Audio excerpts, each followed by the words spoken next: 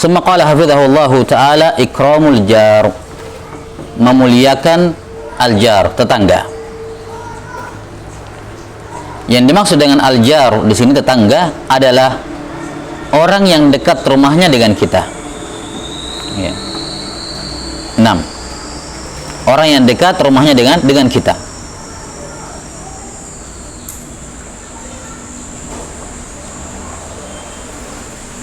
Tetangga itu memiliki hak, ya, memiliki hak kepada orang lain, memiliki hak dari tetangganya. Kalau seorang punya kebaikan yang hanya bisa diberikan kepada satu orang, ya, setelah orang tuanya, maka yang paling berhak mendapatkannya adalah apa? Yang ini tentunya setelah orang-orang di rumahnya, untuk orang-orang di luar rumahnya selain orang tuanya, maka dia adalah tetangga. Karena tetangga punya hak yang besar dari orang tua, dari tetangganya yang lain. Nabi SAW bersabda, atau akan disebutkan nanti di sini oleh Syekh Hafizahullah dalam hadis yang pertama. Maka tetangga adalah orang yang dekat dengan kita. Semakin dekat rumahnya dengan kita, maka semakin besar haknya kepada kita. Kata para ulama, kalau ada sesuatu yang hanya bisa diberikan kepada satu rumah, sementara kita punya tetangga 2, setidaknya yang paling dekat ada 4, depan, belakang, kanan, kiri, ya, maka yang diberikan, yang paling berhak menerima kebaikan kita adalah yang paling dekat pintunya, ya. Misalnya sama-sama kanan dengan kiri, tapi yang sebelah sini dipindahkan pintunya ke sini sehingga dia paling dekat pintunya dengan kita, maka dia yang lebih berhak. Dan tidak ada perbedaan, ya, tidak ada diskriminasi agama dalam masalah tetangga. Ketika rumah yang paling dekat pintunya dengan kita adalah rumah seorang kafir, ya, maka dia paling berhak mendapatkannya dibandingkan tetangga muslim yang lain yang jaraknya lebih jauh misalnya.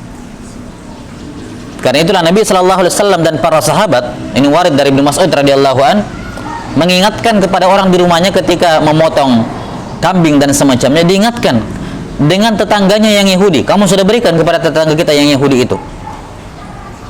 Ini menunjukkan bahwa yang dipahami oleh para sahabat radhiyallahu anhum adalah tidak ada diskriminasi agama dalam hal tetangga, yakni dalam hal hak bertetangga. Bukan karena dia kafir kemudian muslim yang jauh pintunya lebih didahulukan, tidak. Tetap yang lebih dekat pintunya walaupun dia seorang kafir. Seorang kafir. 6.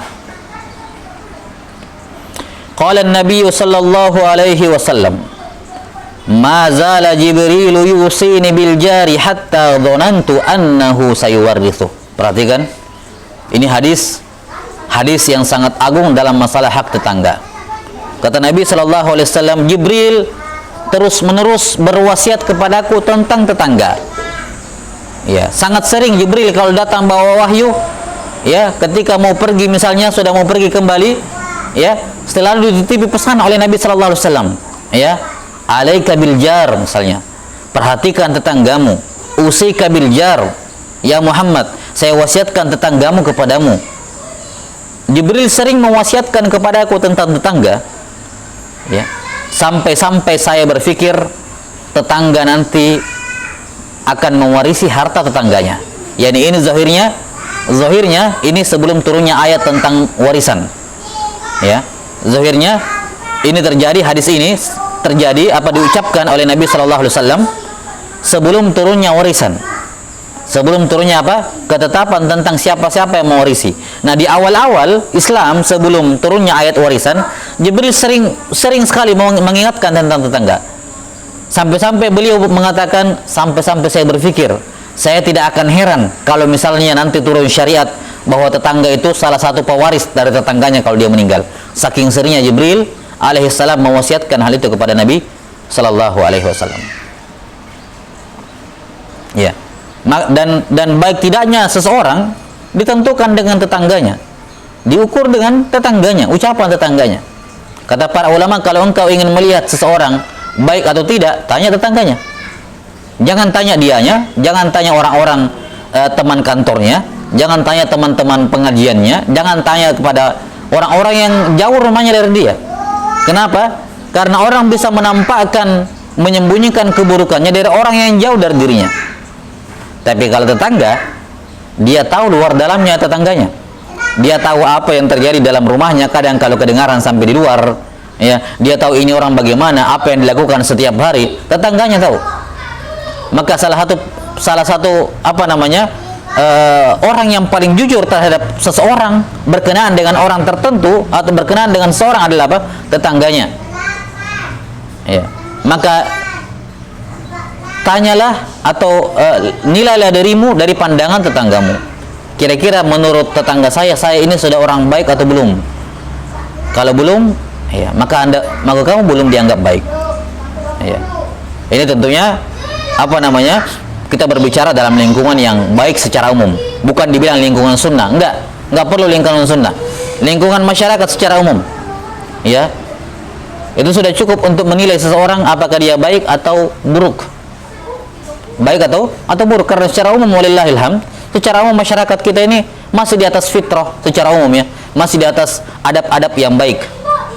Maka kapan mereka menilai sesuatu itu buruk, ya, pada tetangganya buruk, maka kemungkinan besar memang orangnya memang buruk, ya. Maka dan Nabi dan Jibril alaihissalam senantiasa mengingatkan tentang tetangga. Pertama, karena mereka adalah orang yang paling dekat dengan kita, yang tahu tentang luar dalamnya rumah kita misalnya, atau tentang diri kita. Dan kalau ada apa-apa bukan orang luar yang datang, bukan orang yang jauh datang, tetangga yang pertama kali membantu, ya kan? Kalau ada apa-apa, tetangga yang pertama kali membantu, ya. Karena itulah tatkala berbuat baik kepada tetangga itu nilainya besar, tidak sama seperti berbuat baik kepada orang yang jauh. Maka sebaliknya juga demikian, dosa kepada tetangga, pelanggaran kepada tetangga itu apa? Ya, itu dosanya lebih besar dibandingkan berbuat dosa kepada orang lain. Ya. Qala Nabi sallallahu alaihi wasallam, "Man kana yu'minu billahi wal yawmil akhir falyukrim jarah." Qala Nabi sallallahu alaihi wasallam, "Man kana yu'minu billahi wal yawmil akhir fala yu'dhi jarah." Siapa yang beriman kepada Allah dan hari akhirat, maka hendaknya dia memuliakan tetangganya. Siapa yang beriman kepada Allah dan hari akhirat, maka jangan dia ganggu tetangganya. Kata Nabi sallallahu alaihi wasallam ketika ditanya, "Akbarul kabair?" Ya Rasulullah, ya, ditanyakan, apa itu dosa besar yang paling besar? Akbarul kabair.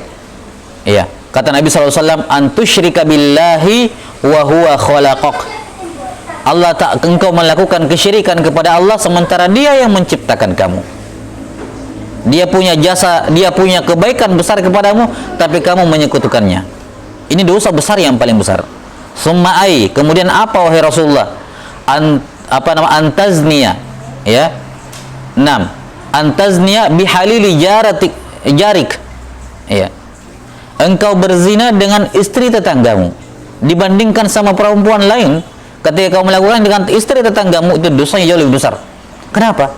Karena ketika seorang pergi dan meninggalkan keluarganya di rumah, maka dia menyimpan amanah yang besar pada orang-orang di sekitarnya, terutama tetangganya.